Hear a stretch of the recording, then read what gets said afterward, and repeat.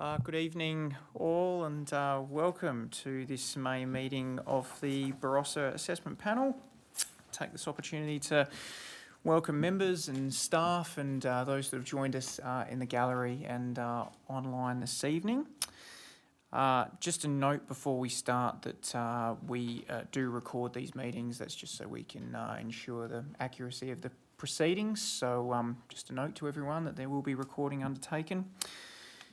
Now, in terms of introductions, it's my pleasure to introduce you to the members of the panel first. I'll start with our member who's online. We have Sarah Elding, who you can see on the screen just to my left, and then also to my left is Rachel Nucky, and to my right we have Councillor Tony Hearn and Graham Burns, and my name is Jeff Parsons. I'm the presiding member. And we are ably assisted by a number of members of Council's administration with us. So to my left is Aaron, our assessment manager, and to my right is Andrew, our team leader of planning. We have Jake, our director of development environmental services, further to my left, and Chris, who's assisting us with governance and minutes. Francesco, one of our planners, is in the gallery. Steve, our principal engineer, is with us. And we also have Sam, the heritage advisor for council, who's joined us as well to answer any questions we may have. So good evening to you all. When I get to, we'll just have a few administrative items to work through, and then we will get to our item for consideration, and I'll check if our representative is with us and can talk through the process for considering that item.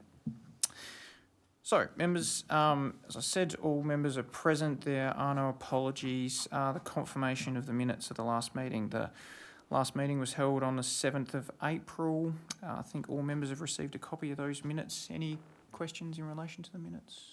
No? In that case, I'm looking for a mover that they be adopted, please. Rachel, thank you. Is there a seconder? Seconder, Graham, thank you. All those in favour, please raise your hand. And that's carried unanimously. Business arising from the minutes sounds as if it is nil. Is there any declaration of interest from any member of the panel in respect to the items before us this evening? No? Okay. So this does bring us to our item for consideration this evening. This is an application for the demolition of existing commercial and residential buildings and the construction of an integrated commercial development in the form of two-storey shops incorporating a retailer, cafe, 4 boutique retailers, a restaurant and associated bar, car parking and landscaping. And sorry, bear with me, it's located in the Township Main Street zone, was performance assessed and publicly notified. Now, Andrew, you are the assessing officer for the application. Is there anything you'd like to take us through as an introduction to the item? I think I can give a brief introduction. As you described, it's for the demolition of all the existing structures on the two properties. It's located in a historic area, and the demolition of structures in the area that have some significance is the trigger for pub notification, and that's why we find ourselves here today. The proposal is for two-storey buildings that are separate from each other, but each have some form of shop land use, with cafe, some boutique shops, fruit and veg, and a restaurant, all of which fall under the main land use of shop. So that's the primary land use. The main issues that were part of the assessment were the appropriateness of the land use in the locality. It is a relatively prominent corner under Main Street, as well as the built form within the historic area overlay, and finally the provision of parking. So that's a basic summary of the application. Thank you. And members, we did have 9 representatives, I think, for this item, and one representative did indicate a desire to be heard, which was Georgina Bulling, who was going to be represented by James Wilsden. Is James with us this evening, or Georgina? No? Okay. In that case, it doesn't appear that the representative has decided to appear before the panel this evening, so there's no need to hold a formal hearing of representations. But members, I do note we've got the applicant with us. I think Daniel McKenna is here from Master Plan on behalf of the applicant. So if we do have any questions, we can certainly invite the applicant to the table before us to answer those. Do you have any questions that you'd like to pose to the applicant? Yes, in that case, Daniel, can I invite you just to come forward to the table here together with anyone you'd like to bring with you from your team there? In terms of the team, we have Jamie Bogau from ABG Architects and Drew, the applicant, who's also from Trax as well. Excellent.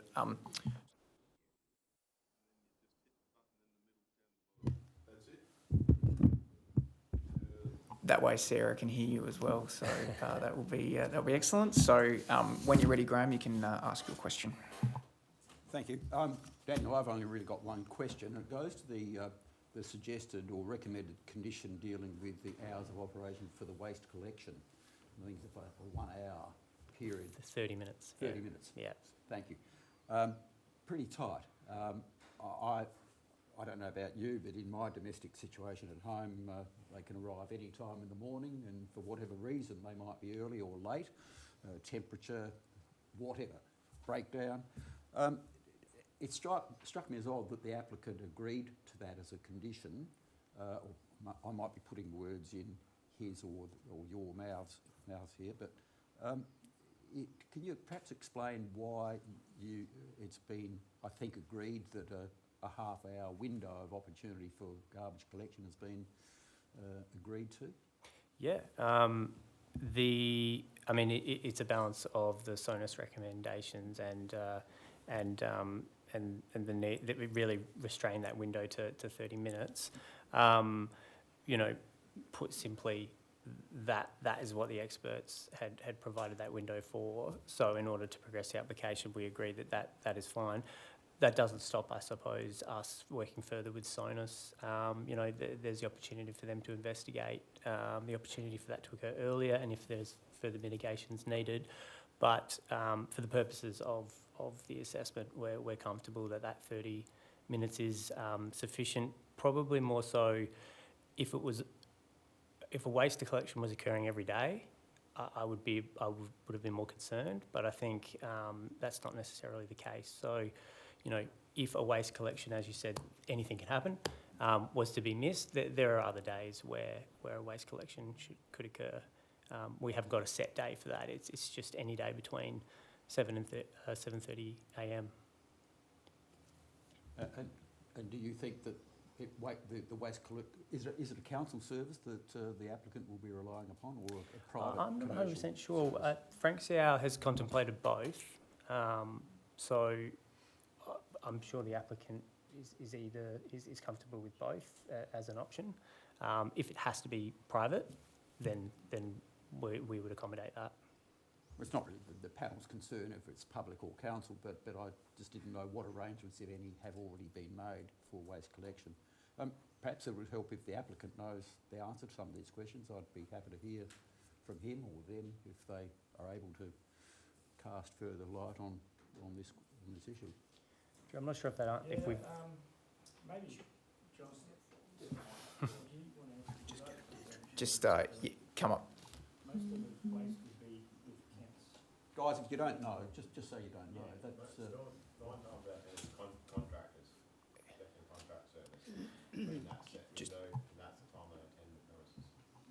It's a booked-in service, and it gets booked in the day prior. You need a service picked up tomorrow, and they know they can't attend that outside of that zone. Sarah, for your benefit, because that wasn't said into the microphone, that was normally waste would be collected via a contractor. Do you have any further questions you want to run through, Graham? No, that's fine. Thank you. While we're on that, so Yeah, I'll go to Tony, then I'll come to you. Yeah. maybe Aaron, would you like to just, whoops. While you've got 10 minutes off. Sorry. Sorry. Yeah, Aaron, could you elaborate on that, please? Because it seems rather odd that we've got to set it, because a truck, because of conditions, could be way out of kilter. So it seems that that's an imposition to me. Yeah, look, I guess the constraints of there are some constraints with the site and with the development such that arrangement was sort of landed on. It's not uncommon to have windows of time for particular activities or waste collection. I think the challenge might be with the council service is that whether council service could actually guarantee that that time would be achievable. So, there'd need to be further discussions around that. I think it's more likely it would have to be a private service. And I would imagine that could be achieved through a negotiation with a appropriate contractor, obviously through a private arrangement. If it was to be council, there would have to be further consideration if that was achievable. Rachel. Through the chair, if I may, just a quick question. I was looking at the site plan that has a little clouded notation saying retaining wall to car park along rear boundary with the acoustic fence. I just couldn't find anywhere on any of the plans, and I even looked at the stormwater plan to try and find any top and bottom levels of that retaining wall, because obviously I'm just keen to know what the total height will be of the fence atop the retaining wall, because if it is more than 2.1, that will form part of our considerations and it needs approval. Absolutely. I mean, the site, it's certainly not undulated or of a significant slope. I don't have the exact answer other than we're very confident that it is below that 1 metre height for a retaining wall not being development.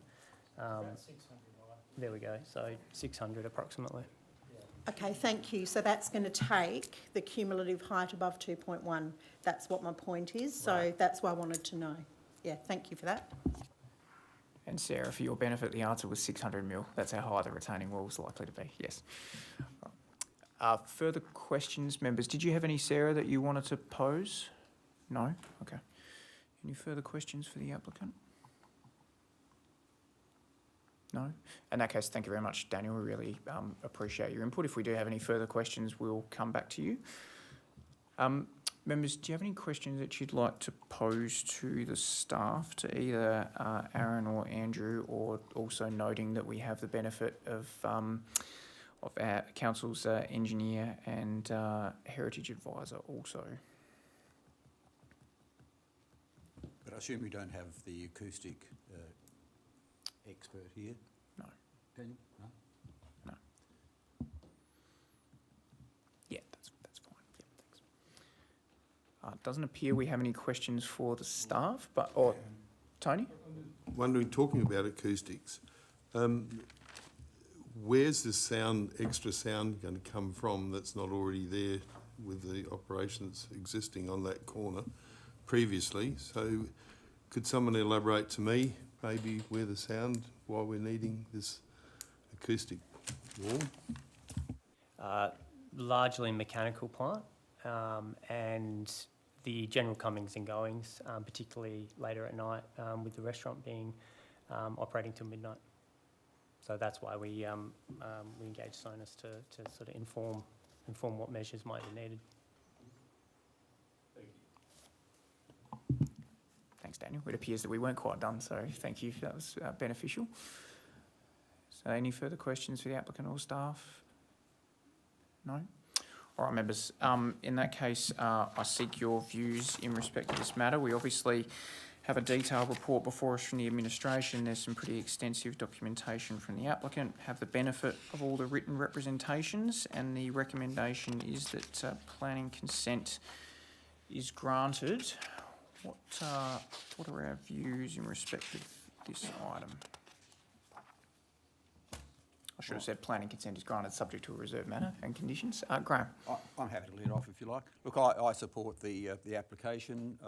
It's a very thorough planning report, so thank you to the staff for the thoroughness and details of the report that's before us.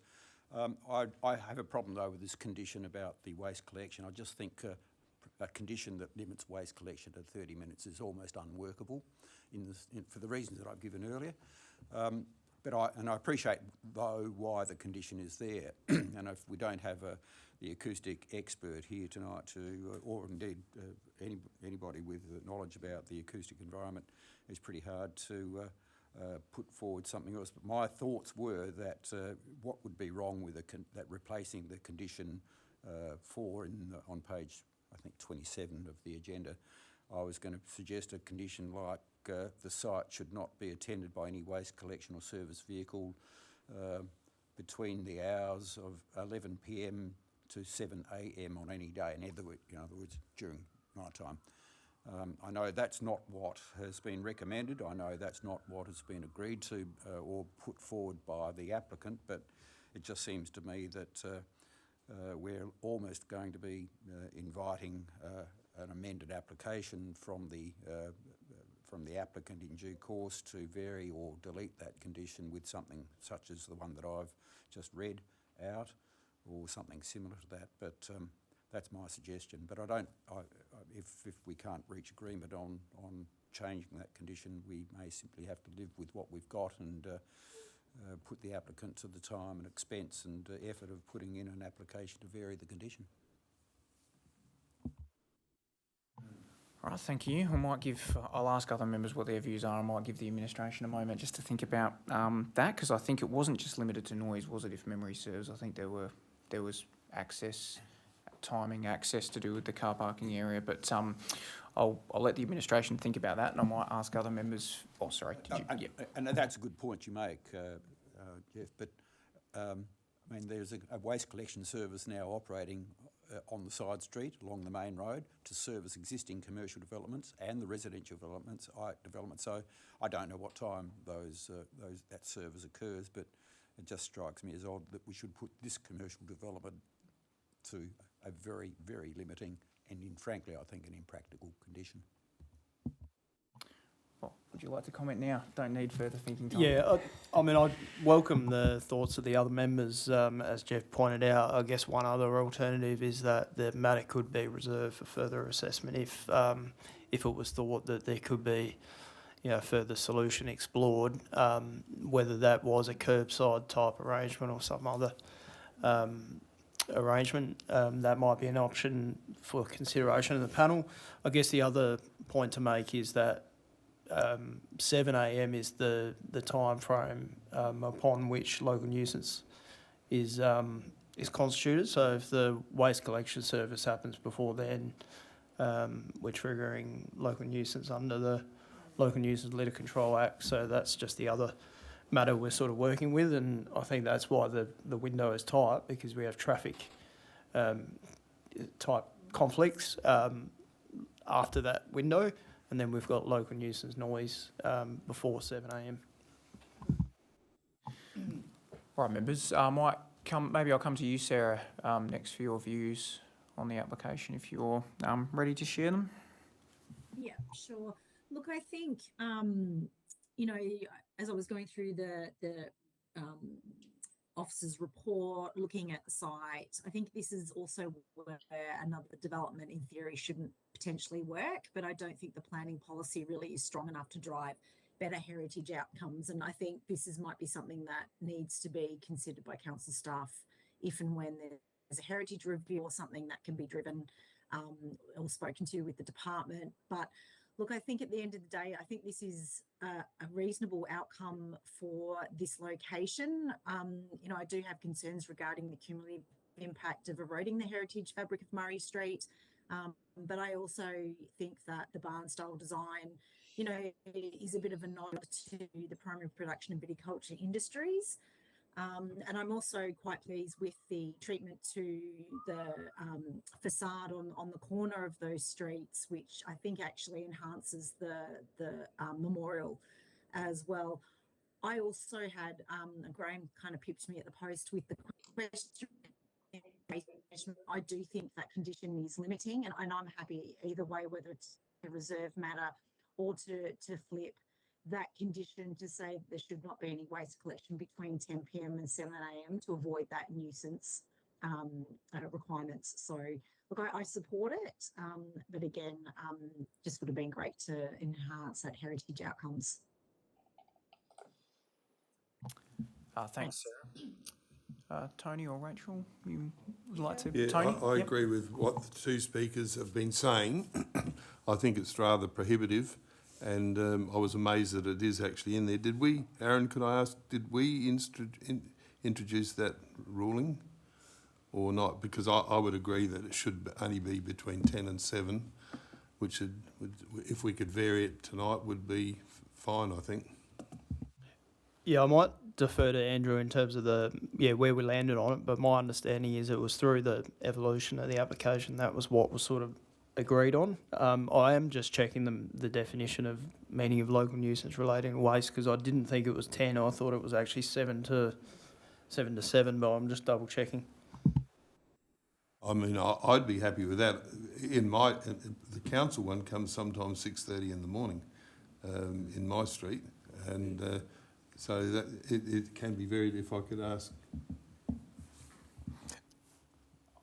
You first, yeah. Go. Yeah, so basically this has come about after a comment from our internal engineering staff, and it's not so much the conflict with the waste collection, it's actually the conflict with a truck reversing onto Julius Street and potentially holding up traffic, and from a safety perspective. So it's not the waste collection itself. If there is a street collection at the moment, then that could probably continue without too much issue. It's just it's the conflict with the reversing truck onto the road that's causing the safety issue, and it was considered by the engineering staff that 7:30 is kind of the cut-off where the traffic coming along that street gets too much, where it's no longer safe. Steve, I thought there was a traffic issue. Could you enlighten us? And it's only in terms of the truck having to reverse into the site and then come out again, that the time frame of 7 to 7:30 is the only time that it's actually free and safe and equitable on those terms. During the day, there'll be traffic in that car park and it doesn't lend that safety that it does at that point in the morning. So that time is entirely appropriate in terms of traffic safety. Yes, Rachel. So just to confirm, that was if they did it via a private collection, not a curbside collection, that the truck would have to reverse in. Is that right? Both, same. They both have to reverse in. Because of where the waste storage area is located, presumably. And because of the sort of truck it is, so it's the process of retrieving that refuse.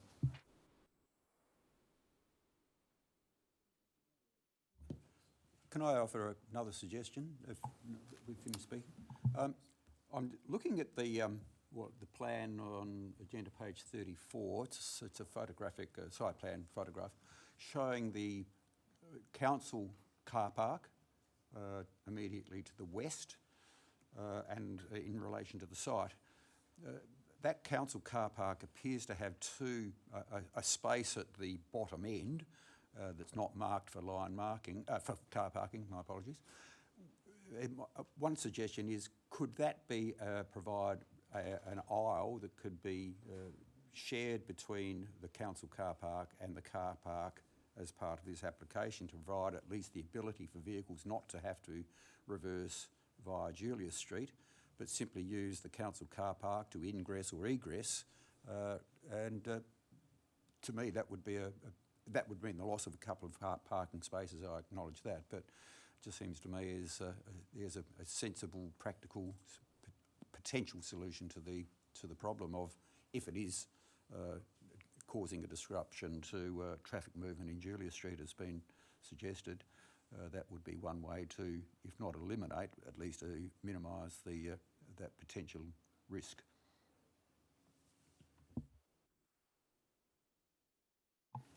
Yeah. Would you care to offer a view on that, Steve? I think I was just, in doing so, I think there's been some reference to curbside collection, but my understanding is that, and I would assume the council's collection trucks are set to lift a standard waste bin, and I would assume the waste bins here are not standard waste bins. They're instead the larger, I'm not going to get the terminology right, but I'm imagining that's why they might potentially need a private collection and why they might potentially need to be collected from the site, I'm assuming. But would you, sorry, I've interrupted, but would you care to share your view on the question, Steve? I'm not aware of the size of the bins, but I'm aware that they require that service with that larger truck and for that purpose. Yeah. I can I can reflect further in that in terms of the suggestion of other aisles and things connecting two land parcels. Car parking is at a premium for this site already, and you'd lose not just 4 car parks, because there's 2 that we'd gain within our own council car park which are required. You'd lose more than 2 on the other side, because 2 car parks only 5 metres, you'd have to go 6 plus, so you'd start to lose 6, 7 more car parks if you start to create aisles, and then you create this circular movement which is doesn't have the same element of restricted access, and you decrease your safety as a result. So there's implications of changing from the plan as it stands at the moment. Thank you. I was just going to say, maybe given some of our discussion, it would seem to me that there is a solution that is achievable for waste collection, but it might be that the finer details need to be worked through, and maybe the suggestion from our assessment manager regarding a further reserve matter in that respect would be reasonable, because it might need some back and forth with council's engineering and I guess clarification around a private waste contractor and what sort of hours they might be able to reasonably achieve. So perhaps that's our path forward. Yeah, great. Thank you, Jeff. My comment, Steve, just goes back to the point you made, that the council car park, the area that we're talking about, because I've enlarged the plan that I had, which is the plan that was up on the screen before, page 34 in the agenda. There are no parking spaces in that spot, and the notation says existing gate access to be removed. So there's double gates. That's why there were no car parking spaces in the council car park at that end. It's not marked for parking, so there was obviously an access point into the rear yard of the property, of the subject land. It's unfortunately an illegal access previously. It is somewhat academic, because the proposal is to remove the gates and not have any access. But all things considered, I think the point that the presiding member has made a few moments ago may be the best way to go and deal with this issue as a reserved matter to be resolved. All right, thank you. I don't think I got your views, did I, Rachel? So yes, would you like to, yes, go. Okay, thank you, presiding member. Look, I'm overall, supporting, I've got overarching support for this proposal. I think it's a sympathetic form that activates the street, which I think is really good for a main street precinct.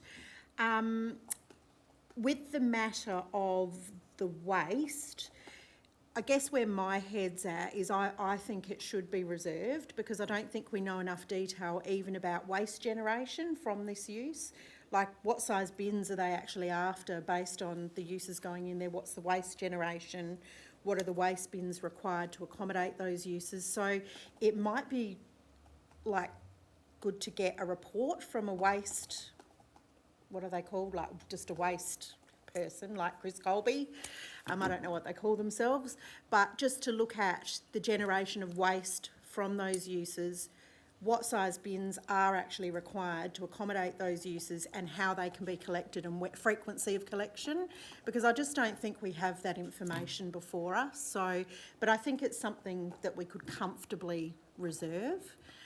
I do have a little bit of concern that we don't know, well, there's no annotation about the retaining, and I asked that question of the retaining wall on that rear boundary, because there is that acoustic fence going atop a retaining wall, and I'm conscious now, based on what we've heard from the applicant, that would be 2.4 metres in height, which in itself is development, so should form part of the proposal. I don't think it's a deal breaker. I just think it needs to probably be reflected in the description of the development, and that we need further detail on that. So whether or not that's something we would like to reserve, that a final plan showing the retaining along that, that would be what, the western boundary, be shown with the acoustic fence atop, and what the total height would be. I think that is something we need to capture. what was the other things I talked? Oh, the only other thing that I looked at was the conditions, and I think I've picked this up last time, with the acoustic treatments for both the mechanical equipment and the wall. I know there's a generic condition, but I'd actually like those conditions to be fleshed out. So page 9 and 10 of the SONUS report have the specific wording for the fence and also for the roof plant barriers, and I would like to see those conditions expanded to actually use the wording so that it's very clear on the decision, like should this get approved, it's very clear by way of conditions and we're not just referencing plans or reports, because the reality is moving into the future you don't look at those reports. I think the conditions need to be very clear. I reckon they were the only things, and then I've talked about the waste. So yeah, generally I don't have, you know, an issue with the use. I think it makes sense. Yeah. No, thank you. And look, similar views, members. First thing I'd say is it's not seriously at variance with the code. In my view, the land use is envisaged. This is the sort of location where retail and entertainment uses should be reasonably anticipated. I thought the setbacks to Murray Street and to all boundaries were relatively well considered. I thought the design was positive. I thought just the form of the building, the materials, I thought were to a high standard, and I appreciated, I guess, the way the building was designed so that it had some level of activation to the main street. I thought all of that was positive. I didn't potentially think the height was problematic. I thought the code speaks to low rise. This was 2-storey. I thought that was reasonable. I was satisfied the proposal didn't have a negative impact on the local heritage place, and I thought the hours of operation were also reasonable. Probably parking concerned me a little bit. I thought the shortfall was probably quite an extensive shortfall, but I did agree that there's some discount that should be applied for I guess the existing on-site shortfall and the difference between peak times for land uses, and even though parking in the area is at a premium, there is a public car park available and some on-street parking in close proximity. So I think on balance it's reasonable, and I thought the shortfall could be justified, but it was probably it was borderline for me. I thought the arrangements for waste collection were reasonable initially, but I think our discussion tonight has been really useful, and I think upon reflection, you know, half an hour might be difficult to coordinate, so I think reserving that for further consideration is probably quite a reasonable approach. So thank you to members for raising that. So can I just ask our administration, I would have thought the reserve matter, well, I'm sure you could perhaps wordsmith this better than me, but might require something like a waste management plan, maybe covering waste volumes and streams and the collection arrangements and times, bearing in mind the traffic, parking and noise concerns. And then we had the request from Rachel, which I agree with, around extending out the conditions to really reflect the wording in the acoustic reports. I think in the acoustic report, I think the court's previously advised that rather than just referencing the reports, it's good to have those conditions borne out in full. So can I ask Aaron to see if he can type that up, and then Rachel...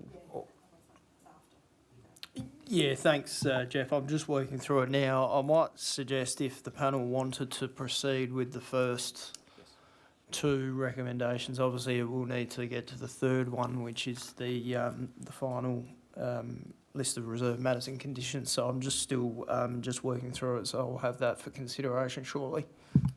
Sure. Do you want to wait until... I'll wait. Sure.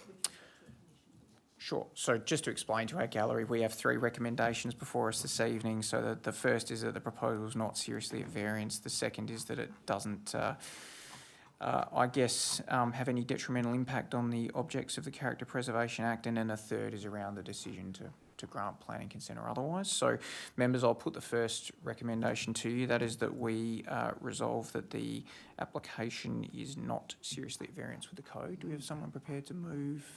Oh, I think Graham, you moved that one, and Tony, you're seconding. Yes.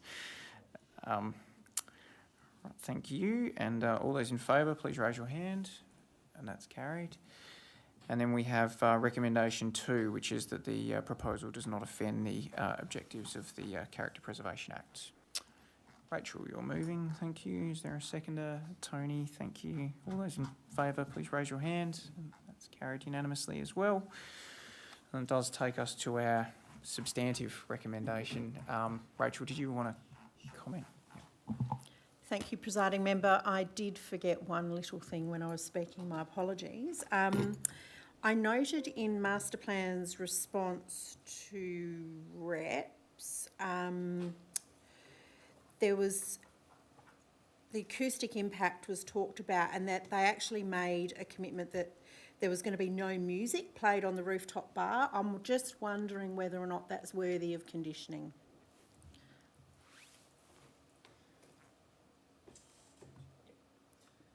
Yeah, through the chair, I guess my comment to that is that we do have a condition that obviously it reinforces the acoustic report. I'm coming up with something in relation to that, but we do also have the proposed condition that relates to the noise levels being in accordance with the noise policy. So I think that still places an obligation on the development to comply with the commercial industrial noise policy. The policy does, it is conceived that the licensed premises aren't subject to it, but my view is that because the development is being approved and the conditions, or that condition would be applied, and it's simply reinforcing what's in the planning design code, that it would be enforceable and it would be able to be applied. So I think that covers the extent to which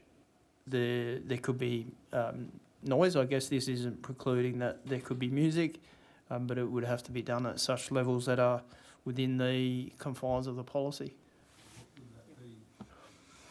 I couldn't tell you the actual decibel levels. I think they're set out in the SONUS report. So we're simply, I guess, reinforcing that there's limits to the noise levels that are able to be emitted at noise-sensitive premises. Is there a cut-off time for that? Well, the hours of operation are what will ultimately limit. So I think it's midnight that we were talking about for the actual use. Because we talk about noise. If there's a show at Peter Lehman's, I can hear it from here in Europe. But so that's. How do you draw the line sometimes? I mean, you can have parties in this area here and I can hear them, several streets down. So 12 o'clock should be fine. Well, yeah, I mean, you can still have it might be a particularly loud evening at 11 o'clock where there could be issues. So it all relates to what type of music and, what intensity. So this would place some limits on that. I guess if there was ever a concern in relation to that, this condition would provide us with the ability to negotiate with the owners to seek that there's limits and maybe evidence that would have to be provided that the development's complying with their conditions. Do you have those conditions in there tonight? Well, yeah. Essentially, we're conditioning the extent of the building works. Yes. That would have to be, or the techniques that would have to be employed as part of the development. But this would also place an obligation on limiting, for example, the noise level. Now, we won't necessarily tell them at what level that noise has to be, but they have to achieve a sound level that is in accordance with the noise policy. And there are decibel limits. Thank you.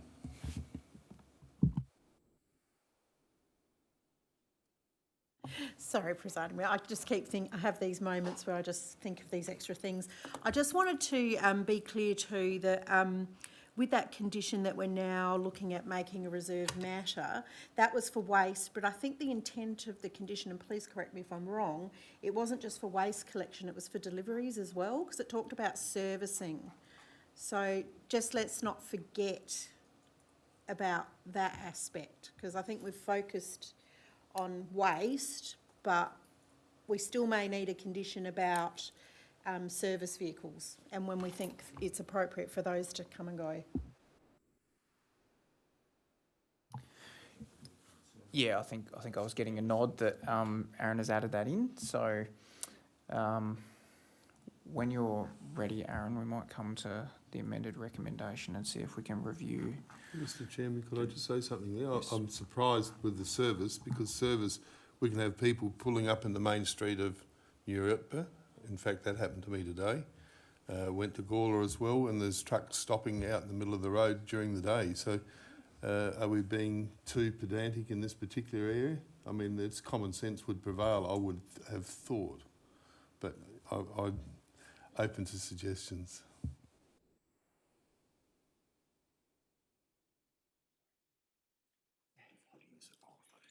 I might come back to that point in a minute. Let's just have a look at the reserve matter and conditions. Yeah, so We've got 'em now. I will read it out because I'm mindful I haven't got it on the screen for Sarah, and Sarah won't be able to see it on the screen. But if you're comfortable, Sarah, and you can hear what I'm about to put forward, obviously raise any questions if you have any. So I'm proposing a new reserve matter 2 that says as follows: the applicant shall submit a waste management plan for approval prepared by an experienced waste management consultant that sets out all of the following matters: the size of waste bins needed to service the volume and stream of waste generated from the development.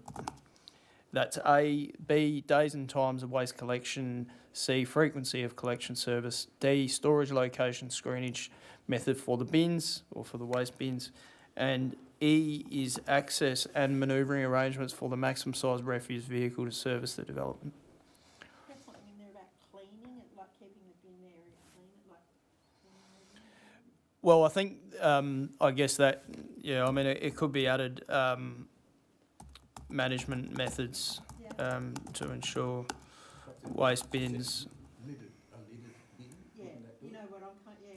it's odour management. Odour management, yep. So an F, odour management. Experienced staff at 2, second line, experienced. Yep. I should also just add that I did change this part at the start as well to be clear. The reserves in its decision in relation to the following matters which shall be delegated to the assessment manager. Yeah. So that's just in the preamble. And a new reserve matter 3, final elevation plan drawn to scale depicting the height and location of all combined retaining walls and fences, materials and colours. And then in relation to the conditions, I have deleted the condition in relation to the, that's condition 4. I have added a new condition 7. This does maybe overlap with condition 6, but the condition 7 says the following acoustic measures identified on pages 8, 9 and 10 of the environmental noise assessment prepared by Sonus dated December 2025, reference S8841C1, and I've simply quoted the relevant requirements that are set out on those pages. I haven't been able to type them up just because of the time, but I've snipped them so they are there to reinforce essentially what the obligations are.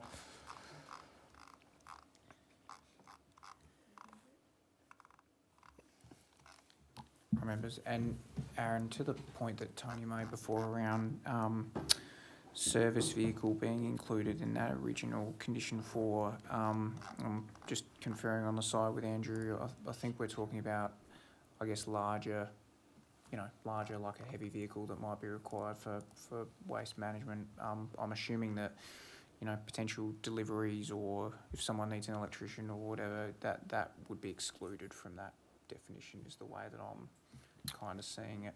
Sorry, which part are you talking about, Jeff? So Tony raised that in the original condition 4, it talked about the site should not be attended by any waste collection or service vehicle. But I'm imagining service vehicle being like a large heavy vehicle, like a waste truck. And I think Tony asked about including that word in the reserve matter around service vehicle, or whether whether it's primarily meant just to target waste and we essentially leave that part out. I think two different areas completely. Yeah, well, I mean, the primary intent of that condition 4 is in relation to waste, but I guess I'll defer to Andrew in relation to comments around the actual service vehicle for deliveries and whether there's any other particular challenges. So that's primarily to do with vehicles that would actually have to reverse in or out of the land. So small tradie vehicles would like to better use the parking area, just one of the parking spaces. But other vehicles that would unduly kind of block the entrance, it's more targeting those.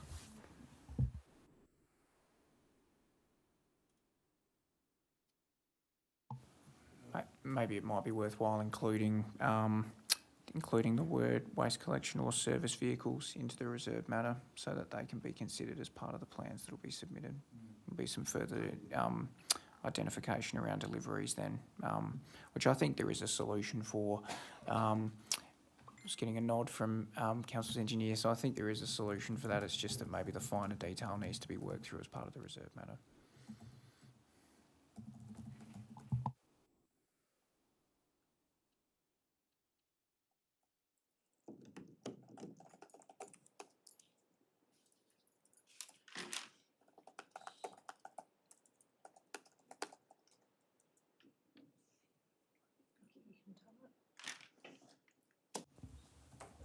While Aaron is typing that up, Mr. Chairman, how do people like 1918 and the Valley Hotel, you could nominate lots of other businesses, how do they get on during the day? Why are we putting for the delivery of goods and services? I think we're talking about two different issues here, personally. And Yeah, I think we are, and I guess my understanding was the majority of the service vehicles for this development will be smaller size, so that the frequency of these types of vehicles should be limited. I think it would be overly restrictive to expect that larger vehicles would have to come in that window. And my understanding was Frank Siao's report had stipulated what the service vehicle arrangements would be. So I'm not sure how the panel would want to deal with that particular issue. Look- simply exclude delivery? Yeah, through the chair, what my concern was, I wasn't looking to condition it. I was just concerned that there was that wording in the condition and I just didn't know what service vehicles meant. So just to have a discussion about it. So yeah, I agree wholeheartedly and I think Frank Siao has given a really good overview.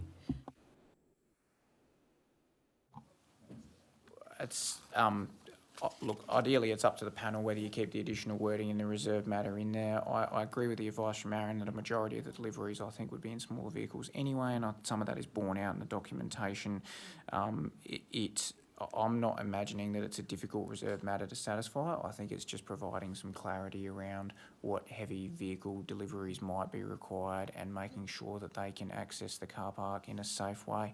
I don't necessarily think the reserve matter limits them to during that window. It's just seeking some further information around that, which I think is a reasonable approach if we think that some further clarification is required.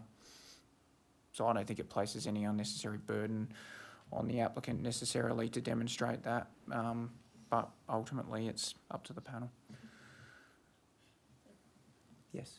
Sorry, presiding member, don't mean to be a pain, but where my mind is now at is obviously with reserve matters, there's the ability to impose additional conditions. Should we put a little clause in there that says, after that, the first bit, that it's delegated to the assessment manager for final approval?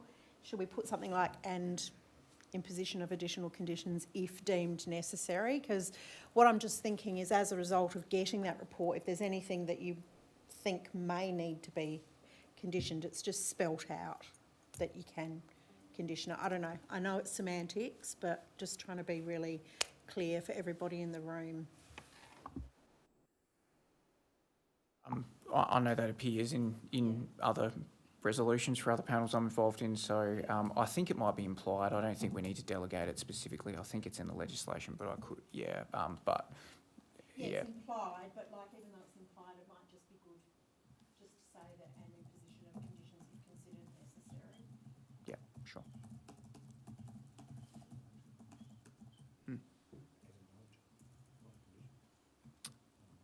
Yeah, well, it's in, yes, it's in part of the, I think it's implied in the legislation, but stating it just helps to clarify it, so Yeah, that's fine, yeah. So, following the words I suggested earlier, which said, which shall be delegated to the assessment manager for final approval, I now have in brackets, including any subsequent imposition of conditions necessary to implement the reserve matters. And just to be clear, the reserve matter 2 only deals with waste management, so it doesn't deal with, I guess, service vehicle as such. But I guess what we were talking about earlier is probably more so the design vehicle to service the development. And clearly this site doesn't support larger vehicles. And I think that's outlined in the traffic assessment from Frank Siao.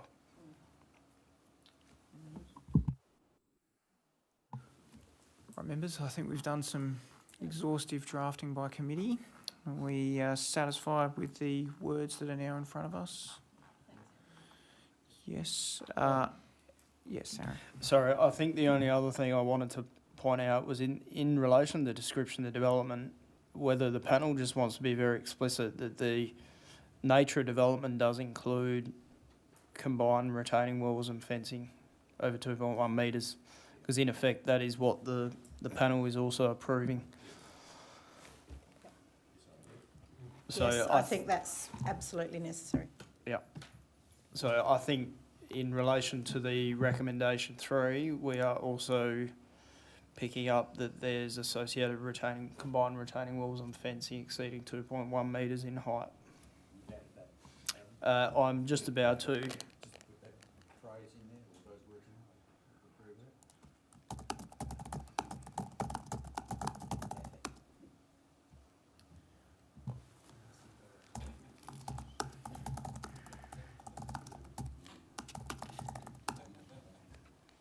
that. Thanks. So just for your benefit, Sarah, just in the paragraph 1, under granting of planning consent recommendation 3, at the end it says, and combined retaining walls and fencing exceeding 2.1 metres in height.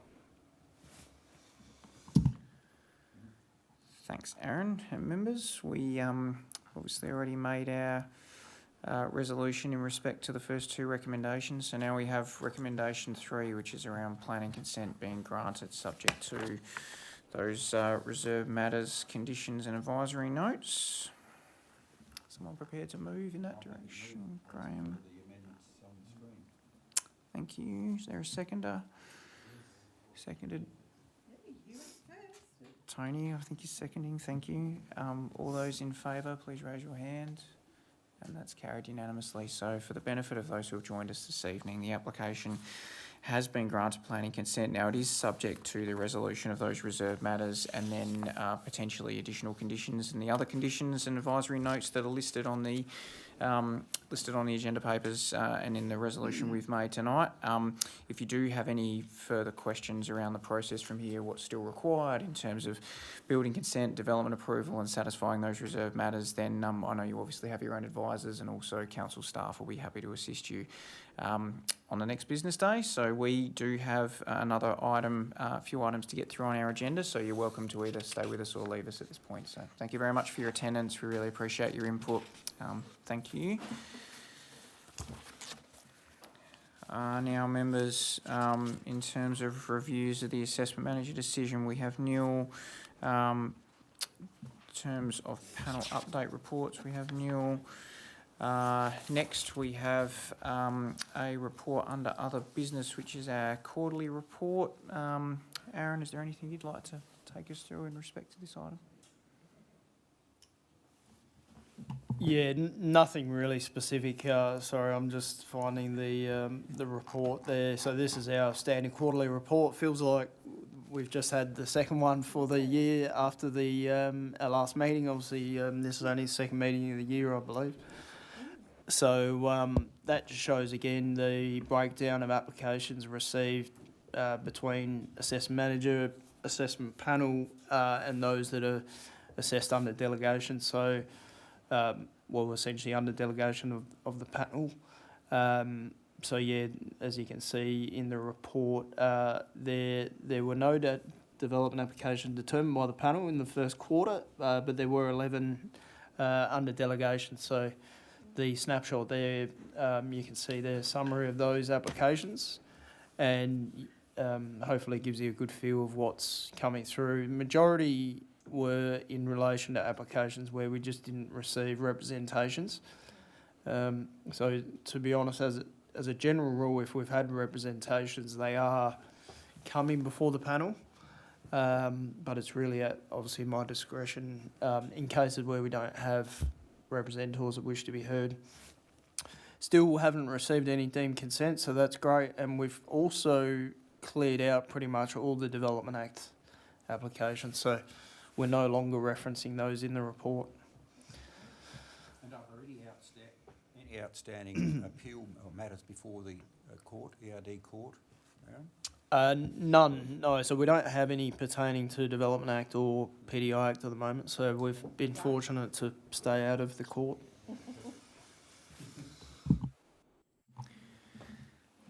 Right, members, if there are no further questions in respect to Aaron's report, we have a recommendation that be received. Someone prepared to?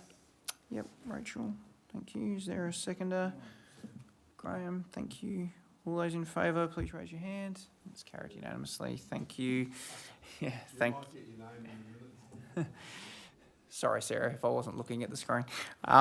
So thank you. That's all resolved. Now, we're still in other business. Does any member have any item of other business they'd like to raise? Just a comment. I think tonight we were supposed to have a representative. Last month, the same thing happened where they didn't have a representative was nominated but didn't turn up either.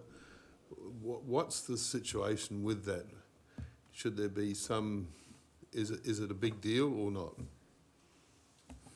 No, sorry, I was going to say through the chair. I am the chair. There was. It's quite common. Yeah, it's quite common across panels.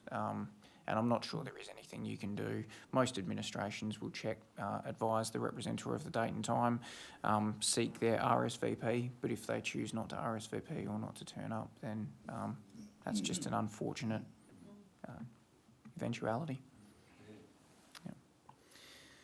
Unless you have anything you want to add? It just does seem, from my anecdotal experience, that it seems to be more common now than maybe it was previously, and I know it can be a real frustration for applicants because they often arrange for considerable teams to appear, like tonight, before a meeting, and then find they don't get the opportunity to respond. So, but it is a system we are working within. It does provide the representative to a right to appear, and it's just part of the system I think we're working in. If I may just add, back in the good old days, when we had 3 councillors on the DAP, I don't think we missed a meeting if a representative was supposed to be present, they didn't turn up. So it might be a thing of the times, I don't know, but I think it's a sad reflection on them putting the name forward in the first place. All right, members, any other business? No? Any other business from the staff, Aaron? No? All right, members, there are no confidential reports. Next meeting's due to be held on the 9th of June. I'm happy to declare the meeting closed at 6:01 p.m. Thanks, members, for your attendance and input, and thank you to the administration for your help. It's very much appreciated.